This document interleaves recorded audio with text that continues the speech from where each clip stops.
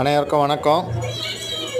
நம்ம இப்போ பார்க்க போகிற இடம் கன்னியாகுமரி மாவட்டத்தில் கன்னியாகுமரி ஊர் பக்கத்தில் முகிலன்குடிப்பு ஊர் பக்கத்தில் இளந்தேடி ஊரில் தான் ஒரு 10 சென்ட் வீட்டு மனை விற்பனைக்கு வந்திருக்கு.